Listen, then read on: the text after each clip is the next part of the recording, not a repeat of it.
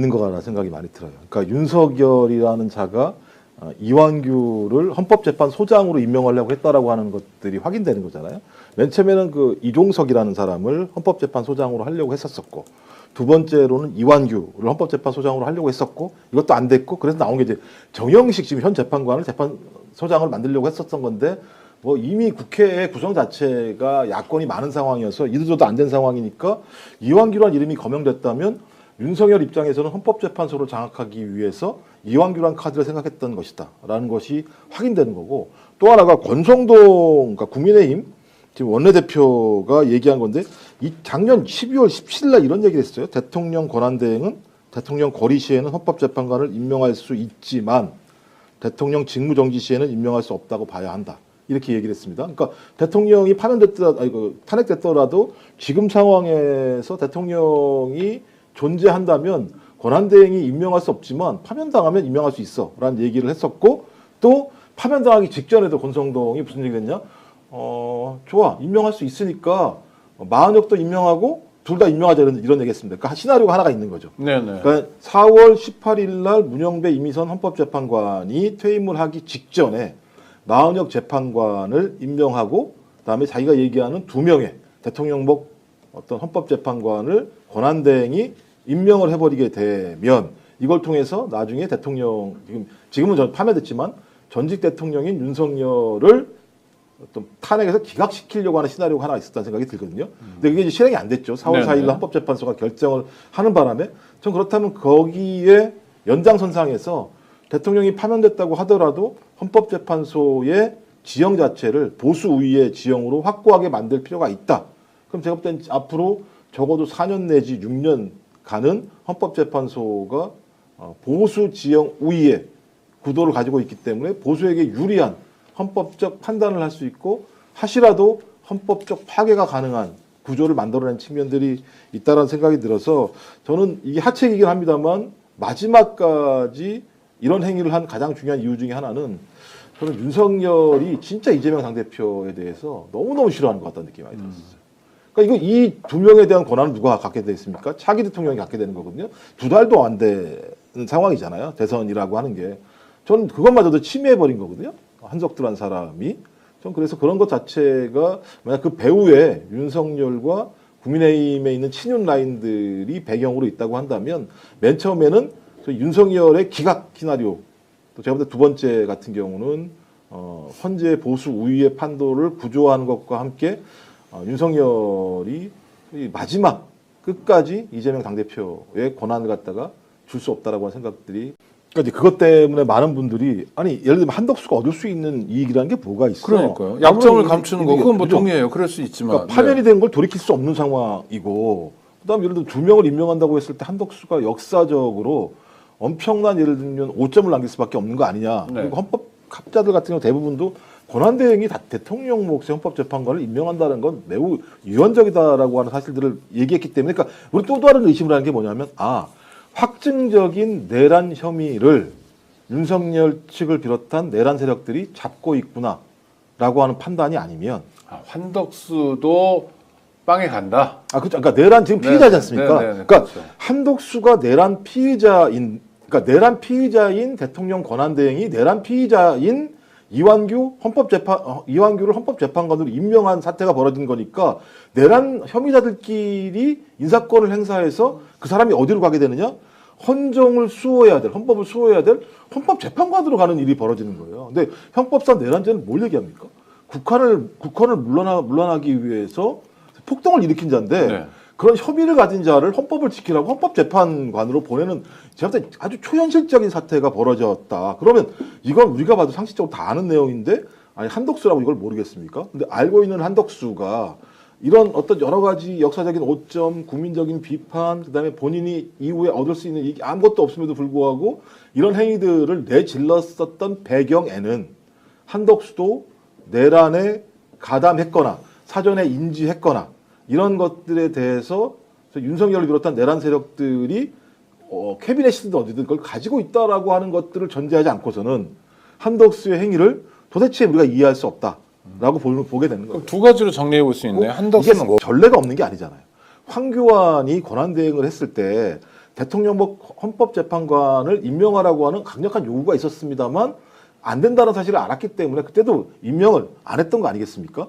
그런 걸 다 알고 있는 총리실에서 그런 제안을 하지 않았다면 누군가 이런 시나리오와 법률적인 조언을 했을 거라 생각이 드는데 저는 그거 아까 말씀하셨던 사인 있지 않습니까? 12월 4일 날 안가에 들어갔던 민정수석을 필두로 해서 법무부 장관, 행안부 장관, 그다음에 여기 이완규라는 법제처장 이 사인이 저는 그 안가 회동에서 추정입니다만 고도의 통치행위를 비롯한 여러 가지 시나리오를 갖다가 다 만들어냈던 가장 중요한 소위 보수 법조, 극우 보수 그 법조 카르텔의 핵심적인 라인이라는 생각이 드는 거고 저는 이 라인이 이 얘기를 했을 거라고 저는 생각하는 거예요. 이런 법률적 검토를 통해서.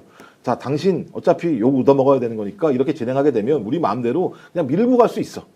뭐 여러 가지 말이 많이 나오고 안 된다고 얘기하는데 상관없어.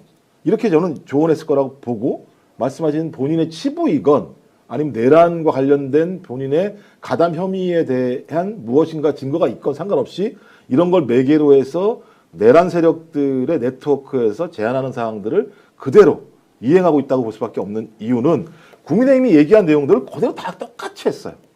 전 그렇다면 이건 제가 볼 때 그냥 한덕수 개인적 판단이 아니라 내란 세력들의 어떤 꼭두과 시와 같은 노릇을 지금 하고 있는 것 아닌가라고 저희는 추정해 볼 수밖에 없는 거죠. 영화나 드라마 같은 데서 보면 조폭들이 서로 범죄를 저지르면서 이제 공범이 되고 조직이 유지되고 그런 거랑 비슷한 상황이네요. 이 사람들이 지금 하고 있는 짓이. 저희가 지금 아직까지 확인은 안 됩니다만, 그러니까 저희가 상식적으로, 그러니까 윤석열부터 시작해서 상식적으로 이해가 안 되는 일들을 계속 벌인단 말이에요. 거기에 핵심적인 이유는 뭐였냐면 자기에 반항하는 모든 권력은 다 없애버리겠다는 생각이 있는 거잖아요. 매우 초현실적인 거죠. 반민주적인 작태인 거죠. 그러니까 자기에게 유일하게 반항하고 있는 국회를 그냥 박살을 내버리겠다는 생각을 가지고 쓸어버리겠다. 쓸어버리겠다는 생각을 가지고 자 가루를 만들겠다는 생각을 가지고 내란을 일으켰던 측면이 있는 거라고 한다면 그 세력들은 상식적이지 않다. 상식적이지 않은 집단들은 자기에게 이익이 되는 거라면 헌법과 무관하게 어떤 형태로든지 법 기술들을 활용해서 계속 그런 행위들을 진행할 거다. 근데 지금 남아있는 유일한 권력이 뭐냐? 한덕수라고 하는 대통령 권한대행만 남아있다. 그럼 그에게 계속 뭔가 얘기해서 어떤 형태로든지 보수적인 진영에게 아니면 극우적인 진영에게 아니면 윤석열에게 유리한 지형들을 만들어내거나 아니면 국민의힘 내부에 아주 강고한 극우 세력들의 어떤 권한 권력들을 확보할 수 있는 모든 것들은 다 아까 말씀하셨던 그 헌법 84조인가요? 그 조항이죠. 그러니까 이재명 당대표가 대통령이 됐다고 하더라도 재판을 계속 진행해야 된다라고 하는 부분과 관련해서 헌법소원을 제기할 수 있겠죠. 그래서 숫자상으로는 이게 예를 들면 어떻게 될지 모르겠습니다만 뭐 기각이나 각하가 나올 가능성이 높다고 보지만 2명을 더 집어넣기 때문에 5인이 되잖아요. 보수가. 그렇죠. 보수가 5인이 되게 되면 락이 딱 걸려있는 상황이어서 저는 그 내용만 가지고도 이재명 당대표가 초반에 엄청난 예를 들면 통치 능력에 구멍이 생길 수 있는 가능성이 꽤 있거든요. 그리고 또 그걸 통해서 자기 지지층들을 결집할 수 있는 내용들을 가지고 있지 않겠습니까? 그러니까 계속 저것을 부정하는 건 사법 리스크가 있다고. 그러니까 이재명 대통령 시대에도 사법 리스크를 계속 제기를 하면서 윤석열을 중심으로 한 내란 집단들이 요 헌재의 이 내용들을 가지고 자기의 정치적 그립감들을 계속 강화할 수 있는 내용들이거든요. 그러니까 이런 것들까지 계산을 했을까라고 생각한다면 진짜 악마와 같은 존재자들인 거죠. 그러니까 국가의 발전 이런 것들 아니면 국민들의 민생 이런 부분을 고민하는 게 아니라 소위 내란 세력들이 윤석열의 파면 이후에도 자기의 권력을 계속 유지할 수 있는 힘만 확보할 수 있다면 무엇이든지 할 수 있다라고 하는 것들이 이제 밝혀진 건데 이게 왜 가능하냐면 중앙일보가 보도한 거 있지 않습니까? 윤석열 인수위 시절에 이재명 당대표에 대해서 뭐라 했습니까? 끝까지 파헤쳐.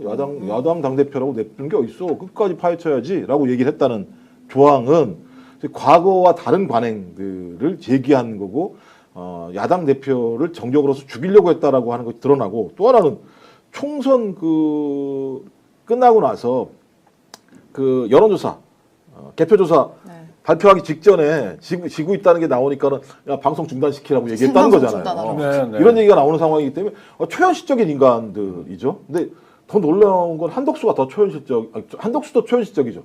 요번에 그 2명 임명하면서 했던 얘기 보니까 위험 수위에 도달한 국론 분열이 더 이상 악화되지 않도록 이렇게 이 2명을 조치했다고 얘기를 해요. 근데 이 얘기 나오자마자 완전히 국가는 혼돈 상태에 빠져 있는 측면이 있지 않습니까? 두 번째는 모든 사안을 헌법과 법률에 따라 판단했다. 말도 안 되는 게 개소리야 진짜. 본인이 계속 어겼으면서. 그 다음에 또 하나는 임기 종료 재판관 문제, 경제부총리에 대한 탄핵안이 언제든 국회 본회의에서 의결될 수 있는 상태이기 때문에, 그러니까 국회 법사위에 계류 중이니까 탄핵이 실행될 거야. 탄핵이 실행되니까 탄핵이 실행되게 되면 심판을 해야 되는데 그 심판을 할 수 있는 헌재가 안 굴러갈 수 있잖아라고 하는 말도 안 되는 거짓말을 하고 있는 상황이죠. 그리고 이건 시부전이랑 똑같아요. 야, 내가 즉시항고를 하지 않는 이유는 이거 올라가봤자 헌재에서 이거 문제가 될 수밖에 없기 때문에 아예 그냥 내가 위에다가 즉시항고 안 할게. 이런 식의 논리를 가지고 만들었는데 그 지금 얘기가 나오는 게 마지막 대목입니다. 탄핵, 그러니까 저는 사심 없이 오로지 나라를 위해 이거 한독수 얘기입니다. 슬기로운 결정을 내리고자 최선을 다하였으므로 제 결정의 책임은 오롯이 저에게 있음을 말씀드립니다. 저도 탄핵해달라는 얘기 같은 거예요. 나 탄핵해 주세요. 내가 오롯이 책임질게. 이게 뭐냐? 탄핵 당하면 내가 책임지고 우리 그 한간에 나오는 얘기 있지 않습니까? 이거 진짜 나오려고 하는 거 아니야? 대선 후보로? 이 대목을 들어보면 그럴 수도 있겠는데 이거? 탄핵 요청서 아니야? 라는 느낌이 들기도 했었어요. 네. 진짜 끝도 안 납니다, 진짜.